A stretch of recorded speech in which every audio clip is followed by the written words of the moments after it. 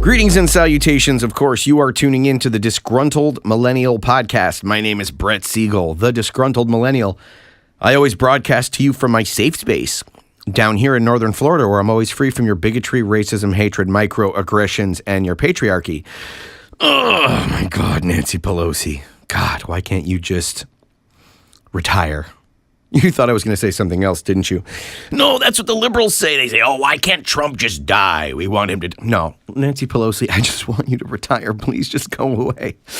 In response to Trump's tax plan, hundreds of businesses have given raises and bonuses to their employees across the board. And Nancy Pelosi, the curmudgeonly character that she is, had to come out and minimize it, saying this is just crumbs. They can afford it. They can afford more than that.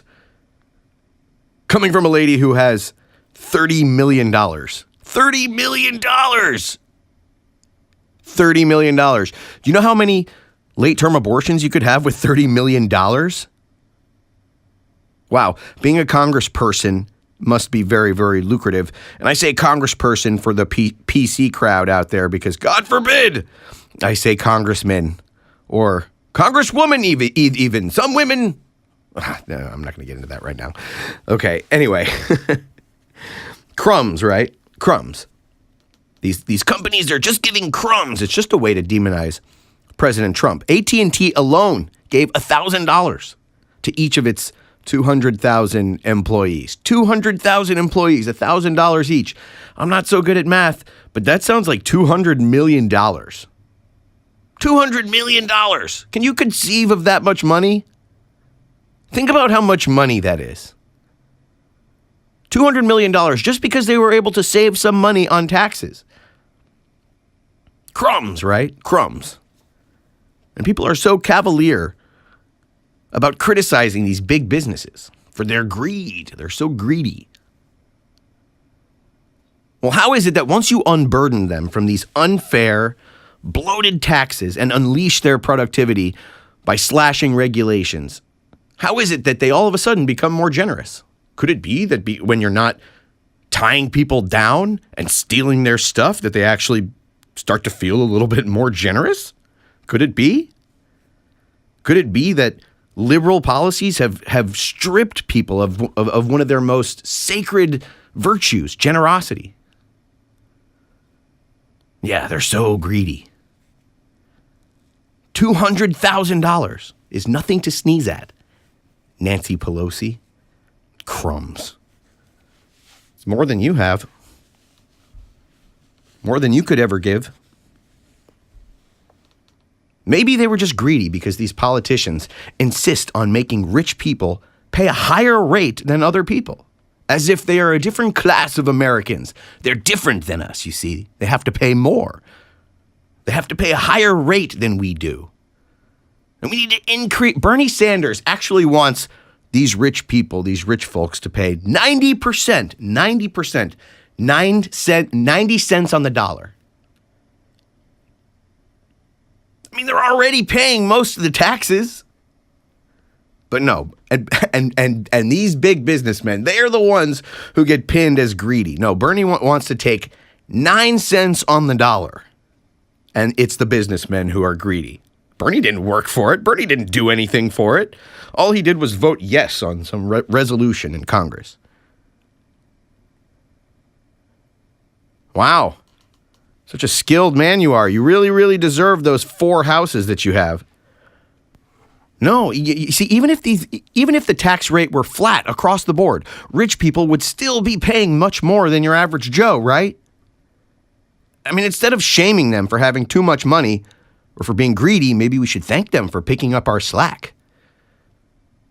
For paying all that money for the police and the roads and all the stuff that, well, you know, liberals hate police. They probably don't want to thank us for them, but, you know, all the roads and schools and entitlements and welfare and free abortions and free birth control and all that good stuff. Don't you want to thank them for that?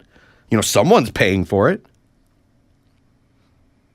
But no, they're greedy. They're greedy. They're just greedy businessmen. But think about it. Most people don't get extremely rich unless they're providing some sort of value, right? Leftists love to say that CEOs make too much money. Why? Why do they make too much money? Tweet me at Shaq General or get me on Facebook and let me know, liberals, why do you think these CEOs make too much money? The CEO at Apple, Tim Cook, made $12 million last year. Wow, that's a lot of money, huh? That's a lot of money. And liberals are out there. The liberals listening are like, that's so obscene. What a monster. That money could feed the homeless. That money could pay for hundreds of late-term abortions. He doesn't deserve to have that. He probably got it through ill-gotten gains. We need welfare and Obama phones. Sorry, no more Obama phones, folks. That was a thing of the past. I'm sorry, but it's just... But when you really think about it, all the products that Apple makes, think about every way in which our lives have been touched by Apple products, in a good way. I mean, you could say, that some people use them for evil and that, maybe kids are spending too much time on their phones. Or maybe we're all spending too much time on our phones. But think about all the other ways that Apple products make life good. Not if you're like a weak person and you're just super duper like attached to your phone 24 hours a day just for its own sake, looking at nothing, not enriching your life in any way. But the iPhone is actually a really, really amazing product. Even the poorest American now can have the information of the world at their fingertips. This is something that even the richest person in the world only 100 years ago couldn't even think of, couldn't even fathom, couldn't even imagine it. The richest person in the world. The world's information. We can deliver messages around the world instantaneously. Think about how valuable that is for families who want to maintain a sense of consistency and stability while dad or mom is on a business trip or visiting family in another state. You can say goodnight to your child. You can say goodnight to your wife. Face to face. An iPhone can save your life in an emergency. If you get into a wreck, there's no more scurrying around to find a phone to call the ambulance. It's like the modern Swiss Army knife. You got millions of apps available. The device is perfectly customizable to each individual, to the individual needs of each user. The value that if you use it right, the value that you can obtain from this ubiquitous device is literally immeasurable. And this is what I hate about when lefties criticize capitalism and stuff like that. They forget that they are engaged in the system, especially when they're out there criticizing these folks, these big business, the 1%, the big business, capitalism, consumerism. They criticize it from the comfort of their home on Twitter or on some blog. It's like writing about the immorality of computers, using computers. Oh, we just don't have a choice. It's a necessary evil. No, it's just that you don't have a leg to stand on when you criticize capitalism. You don't have a leg to stand on when you criticize the 1%.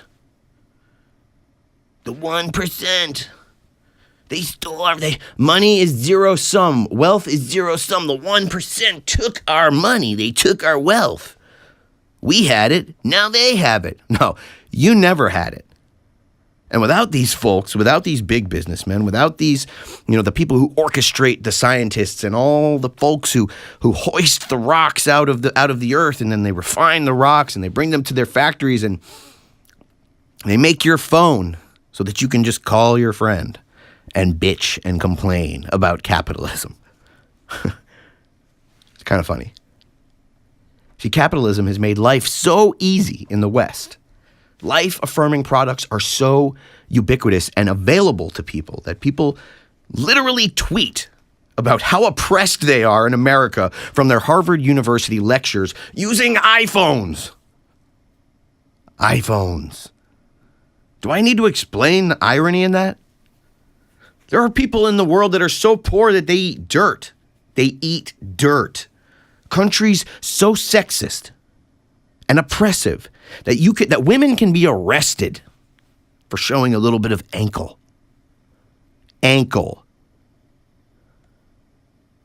And you have Miley Cyrus with her dildo out going, oh, we need to stand up for women's rights in America, institutional sexism, the pay gap. There are countries that are so racist out there that they have Mexican supremacy baked into their constitution. Oh, did I just throw Mexico under the bus? Whoops. Baked into the Constitution. Racism, baked into the Constitution. It is illegal to change the demographic of Mexico. It is illegal to make Mexico white again. Or anything other than Mexican again.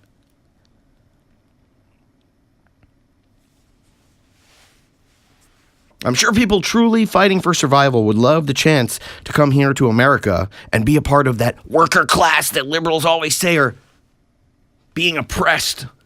The worker class. The people who could not run Apple. The people who could not get iPhones into people's hands. These life-saving devices. The people who have no skills whatsoever. People truly fighting for survival would love the chance to work hard for a decent wage in a capitalistic society where if you work, you get paid according to the value of your work, not arbitrarily by some government mandate. Fight for 15. Fight for 15! These Fight for 15 bozos really think they are the same as Apple's CEO, the guy who basically makes sure that iPhones and computers and all the devices get into your hands, working properly. The guy whose job it is to orchestrate the Rube Goldberg machine of perfectly timed events that hoists tons and tons and tons and tons of rock from beneath the Earth's surface, refined into these magical little electronic devices, these computing machines that you can hold in your hand. Music in your ears. They put music in your ears. All these hippies are like, nah, man, I'm not all corporate, dude. What do I look like, a consumer? I just love my ganja and my tunes, man. My tunes. Oh, yeah? Where did your tunes come from, man? They're like, oh, just get me a dead record and put me in front of a jam band and I'm good to go. A dead record? Where do those come from? Concerts? You mean mass-produced records, right? Or do you mean MP3s on your phone where you can just pop in your headphones and just listen away? Because when you say concert, you mean trucks and trucks of sound gear and roadies and microphones and cables and musical instruments and gas. Lots of gasoline, lots of electricity, lots of that stuff that's bad for the environment. You sure you love the tunes that much? You willing to harm the environment so that you can listen to tunes? All that stuff, the instruments and cables and all the speakers and all that stuff is made with wood and metal and all these other things that were hoisted out of the earth using big explosions, and then factories had to be set up so that the microphone could be produced and made, and all sorts of scientists and audio engineers making sure that it sounds good, making sure that while we're all tripping on acid in the concert stands, that the stuff sounds good and doesn't hurt our ears. Making sure that this guy who is playing music over here, the sound gets from this tiny little musical instrument all the way to the back of the crowd. That's a lot of capitalism right there. That's a lot of consumerism right there. Just getting the band from A to B. Forget all the stuff to make them sound good, and all the skills and engineers and all the stuff that's needed. The engineers had to go to schools, and those schools were made out of buildings, and they had to practice on gear, and that gear was also hoisted out of the ground. And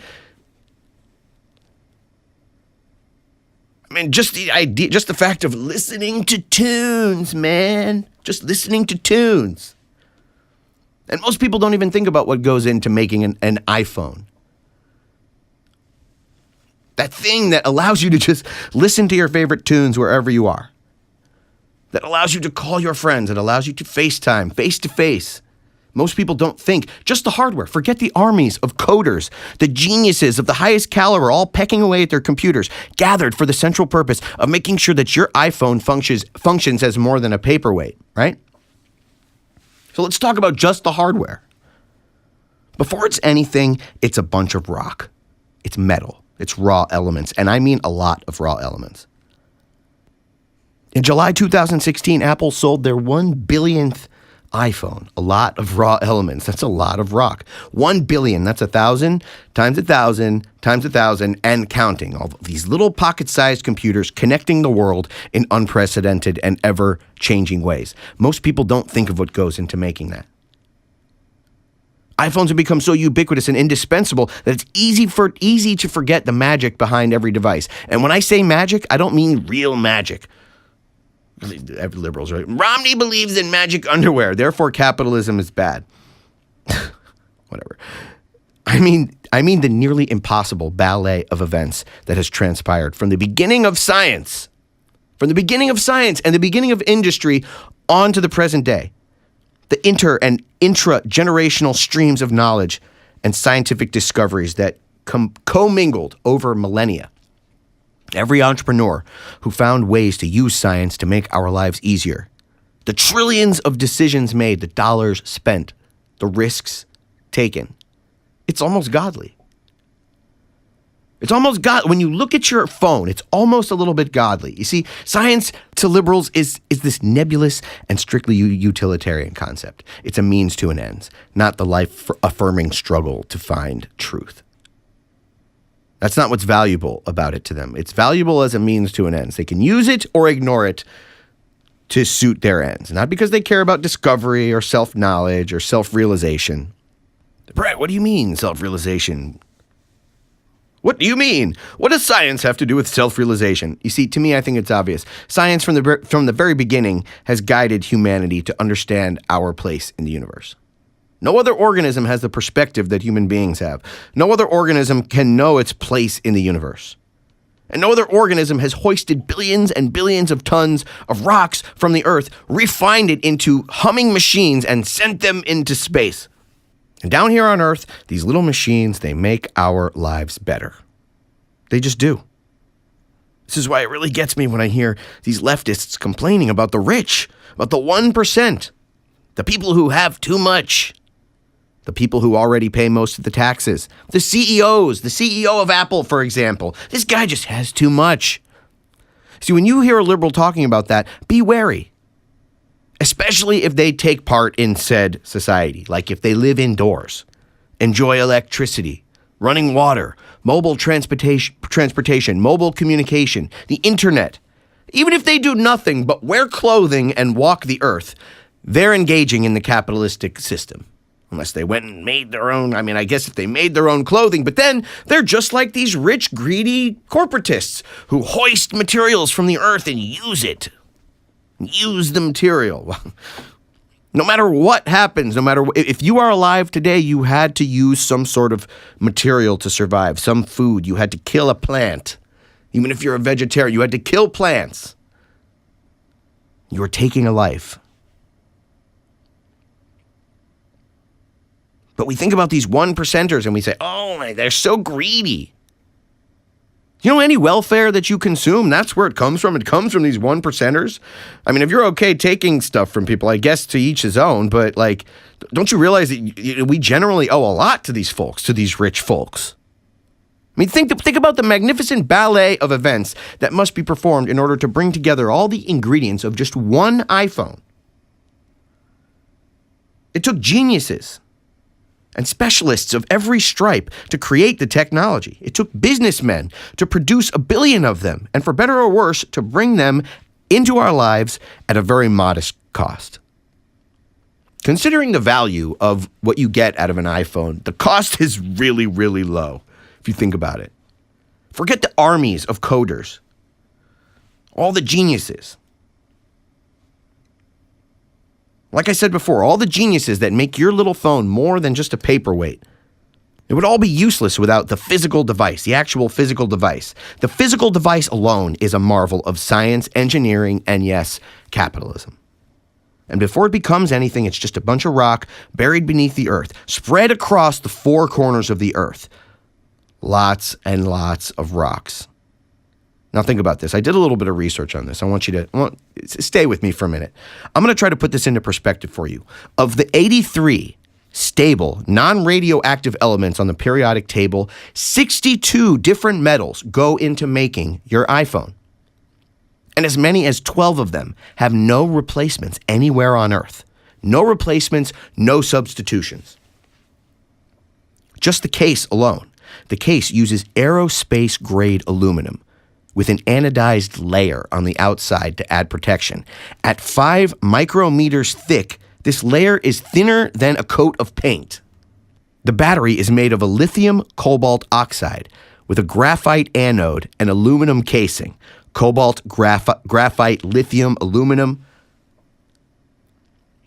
The camera is made from a sapphire glass, a synthetic material that is nearly as hard as a diamond. Sapphire glass makes your iPhone camera durable and scratch resistant. Don't you just hate it when you're at your Occupy Wall Street protests and you shoot a picture and your camera's all fuzzy and your lens is all fuzzy? Well, say no more. The microelectronics inside are made from copper, gold, silver, and tungsten. With various degrees of conductivity, these different elements are used for different circumstances, while tantalum regulates the electricity flow. Just so y'all know, I don't know anything about this stuff. I'm just doing this. This sounds like Greek to me, okay? My skill set does not include any of this stuff. I hope the person who figured all this stuff out is getting paid a ridiculous boatload of money. Because I couldn't do it. Fight for 15. I'm sorry. For flipping burgers. The meat and potatoes of your iPhone are the processor chip, which is mainly made of silicon. However, the silicon is bombarded with all sorts of other elements to give it superior qualities, with phosphorus, antimony, arsenic, boron, indium, gallium. All the microelectronics of this processor are held together by copper, tin, and silver soldering. For the guys who love the tunes in the iPhone speaker, which always seems to get smaller and louder each time a new version is released, is made from high-power neodymium magnets, which are made from neodymium, I'm not even saying this right, iron, boron, You see, this goes to show my skill level here. I definitely don't want any part of this. I just want my phone. I want it to work. The screen is made from an aluminosilicate glass, which is aluminum and silicon, and it's bombarded by potassium for strength. There's a thin layer of tin oxide, which makes your phone touch screen available. All this science. God, liberals, you love science, right? There's all this science going into making an iPhone. Let's take a closer look at just one of the 63 elements that make up your phone. Aluminum, right? We all use it. Aluminum foil. It's the main element in the iPhone that you can see. It's got the protective casing and the touch screen. It's the part of the phone that you can see. Aluminum is the most abundant metal and the third most abundant element in the Earth's crust. So let's take an easy element here, okay? So I want to play a little thought experiment. All these elements that go into making your phone. Now remember all the liberals who tweet about hating capitalism and about white supremacy and about how terrible American society is and about how terrible American culture is. The people who tweet from their iPhones. I want you to remember this while we're thinking about this, because each and every single one of these elements that are a lot more rare than aluminum had to go through a similar process as the one I am about to describe to you. You see, aluminum exhibits relatively high chemical reactivity, which means that it tends to bond with other elements to form compounds. In other words, aluminum isn't found in nature as a pure element. Okay, we don't just dig it up and there it is. We have our perfectly refined aluminum sheets that are just ready to be used in your iPhone. No, that's not how it works. Aluminum isn't found in nature as a pure element until 1984. Bauxite, which is the compound that aluminum is found in, was basically a useless rock until a Danish physicist and chemist in 1824 used chemistry voodoo witchcraft to yield the very first lump of aluminum metal. Because it was such an arduous and expensive process involving tools which weren't even really invented yet, all he was using was these prototypes, aluminum metal was more valuable than gold at the time. Pretty soon, the refining process, because of a high demand for this little lump of aluminum rock, because of all the uses that it has when you combine it with things like copper and magnesium and manganese and silicon and tin and zinc, when you combine it with these other elements, the uses are absolutely endless. Now, a little piece of rock, which used to be more valuable than gold, today we use it to cover our leftovers. By 1888, the mass production of aluminum began. It was used in everything from eyeglasses to ship hulls and airplanes. As the computer age rolled around, the refining process had become so highly specified, the chemical accuracy so precise, that they began using it in spacecraft and very, very high-tech machinery like robots and computer chips like the one found in your iPhone. Without the commercial demand for these products of every kind, aluminum mining operations today never would have formed. It would have remained nothing more than a fun science experiment from some Danish physicist in 1824. Now, rinse and repeat this same process for every one of the 83 elements that are used to go in your phone, spanning across how many years over time? Hundreds of years. For each one of these elements, these rare earth elements found in your phone, each one with its own purpose, its own chemical properties, deposited in its own corner of the world by billions of years of geological phenomena: cobalt, graphite, lithium, copper, gold, silver, tungsten, iron, boron, a whole bunch of other ones I can't pronounce.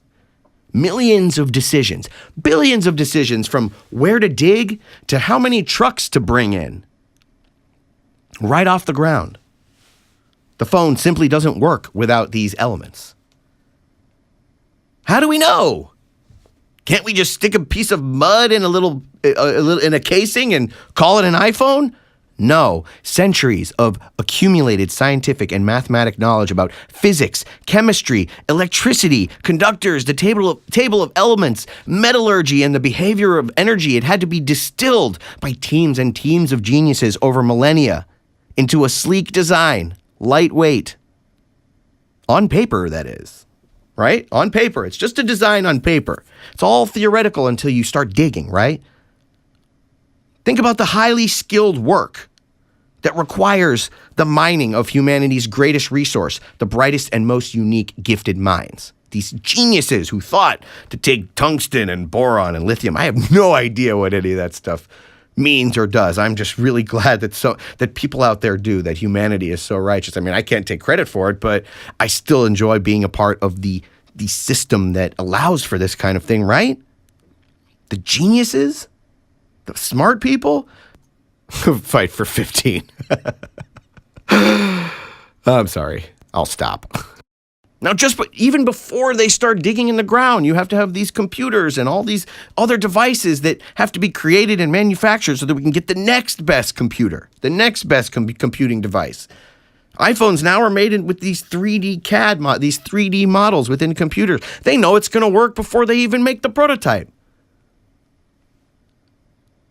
And then what? All these ingredients, the theoretical stuff on paper, the blueprint for the iPhone has to be sent out.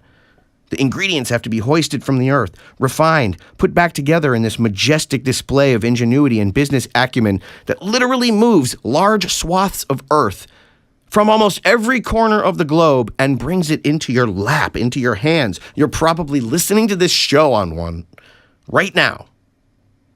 You're probably listening to this show on an iPhone or some sort of equally majestic computing device where the same exact process must have taken place.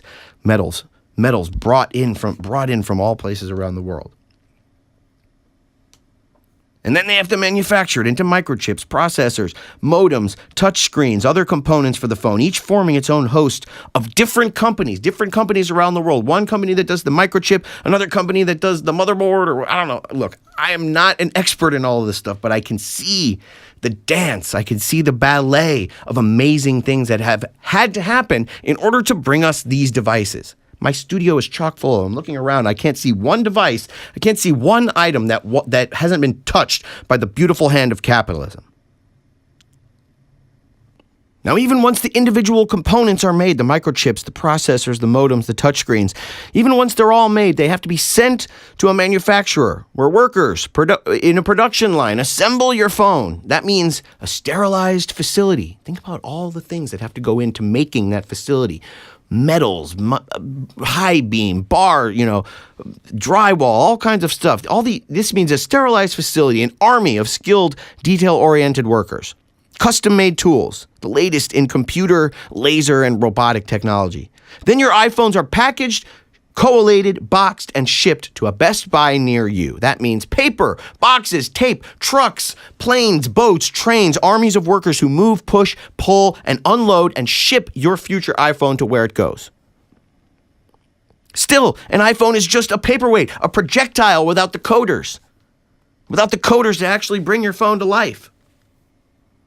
And that's about the point in the production distribution process where you are ready to shop for an iPhone. You shop at Best Buy. iPhones are safely locked in a case. And just as we have seen, despite the relatively low price of the iPhone, they are valuable devices. They keep them in a case. You approach the counter. You ask the sales associate for an iPhone. And this part-time Best Buy sales associate, with a fight for 15 pin across his chest, cops an attitude with you because their liberation theory teacher just enlightened him to the wonderful world of socialism. And now they're fighting for 15. And he thinks that because he has the incredible skills of opening an unlocked case, taking out an item and handing it to you, that he should get to dictate the value of his very low-skilled time. And then he gets off work and tweets about how much he hates capitalism and how not a consumer he is from his iPhone. Okay, obviously all Best Buy associates are not like that. If y'all work at Best Buy, I'm not talking about you. You know what I'm talking about. I'm talking about those folks who are so ungrateful. To have a job, so ungrateful to the people who are, let's just face it, they're just better. They're better at stuff. They're more productive. They not only make their own lives good by making lots of money, but they provide services and valuable products to people that make their lives better. And when somebody makes your life better, and you look at a gift horse in the mouth and you sneeze at these gifts and Nancy Pelosi saying, oh, it's just crumbs. These companies are just giving crumbs to their workers. It's people like that that really exemplify how ungrateful liberalism tends to make people. It makes you jealous. That's one of the worst emotions in the world. Jealousy is a very, very bad and negative emotion. I'm sure we can all agree on that, right? But when Donald Trump makes a tax plan that it's good for everybody, that these billionaires, they save money and you save money, you can't just be happy that you're saving money. You have to be upset that someone else who is doing better than you is also saving money. You can't just be happy. I wish this attitude weren't mainstream, but this is coming right from the top. This is coming right from our legislators. This is coming right from Congress. Nancy Pelosi is the minority leader in Congress. She is the representative of all the other Democrat leaders in the country. If this attitude isn't mainstream, I'm not sure what is. This jealous attitude where we have to criticize people who are doing better than us. Why don't we show a little bit of gratitude? Why don't we have a little bit of thanks for our station in life, especially if you live here in America? Because you are not oppressed if you live here in America. Especially if you own a smartphone, which, come on, let's face it. Most of the people who have the time on their hands to complain about capitalism 99% of the time are likely doing it from the comfort of being inside, having running water, purchasing all sorts of stuff that make their lives better in a capitalistic system, purchasing all sorts of things, food, water, healthcare, electricity, all kinds of other stuff that basically help to make your life better. You are engaging in this while criticizing it. And I think that's a little bit hypocritical. Now, I know the environmentalists out there are probably going, yes, you're right. This is exactly what we hate about corporate America. They rape the earth. They remove all of these precious metals from the earth using fire and explosions and all this terrible. We're raping the earth. The earth has a right to live here, and we have to coexist with the earth instead of using the earth so that we can survive, sort of like we were meant to do. But for those environmentalists who can't remain calm while technology advances to smaller and sleeker designs with less environmental impacts, actually, I invite you to boycott smartphones. I invite you to boycott civilization at that rate. At that same exact point that I would say, I invite you to boycott smartphones, I invite you to boycott civilization. So next time you look down at your iPhone Next time you think about tweeting about how terrible capitalism is, and about how awful these big businessmen are, and how rich they are, and how we need to take them down a peg, think about the genius level of decision-making skills that you have to have in order to hoist raw metal, raw rocks from the ground, and orchestrate this dance, this magical dance, this Rube Goldberg machine of events that gives you something as valuable as your phone. And rinse and repeat that with almost every other product that you enjoy. Your vacuum cleaner, your dishwasher, your sink nozzle. Could you do it? Don't you think those are skills worth having? The ability to bring products to market so that they're ubiquitous? Maybe just appreciate that some jobs earn lots and lots and lots of money. But more importantly, get rid of that jealousy in your heart. Get rid of your jealousy. Have some gratitude. Have some gratitude for the people who brought you the products and services that make your life better, that set up this system that basically allows you to do things, that allows you to engage in your own self-actualization, that has taken you out of the need to just fight for your basic survival. Because look, if you're listening to this show, let's face it, you're not fighting for survival. If you're fighting for survival and you're listening to the show, your priorities are probably a little bit messed up. Now, if you think that you are so oppressed and that you are really, truly fighting for survival, stop, put your phone down, put your iPhone down. It's just a paperweight to you, and go fight for your survival. Oh, I need my phone. Yes, that's what I'm saying. You need your phone. That's exactly what I'm saying. You need these products. You need these services. You need these people. You need these 1%ers. Now, today I gave you the example of one product. And then within that product, one ingredient. The iPhone and then aluminum. It's so ubiquitous. One product, one ingredient of that one product, of which there are many. 83. 83 different ingredients, one product. Now, cross-apply this over every single product you own, and that is what capitalism is all about. Imagine your life without those products while you criticize capitalism. Imagine your life without having the ability to go to the grocery store, having to make everything from scratch. You wouldn't want to do it. I wouldn't want to do it. Thank God for the West. God bless America. I'm signing out for now. Please get me at Facebook. Get me at Shaq General on Twitter. I am the Disgruntled Millennial on Facebook. You can get me anywhere that is online. You just search for Brett Segal or The Disgruntled Millennial. I'm pretty much all over the place. Have a wonderful day.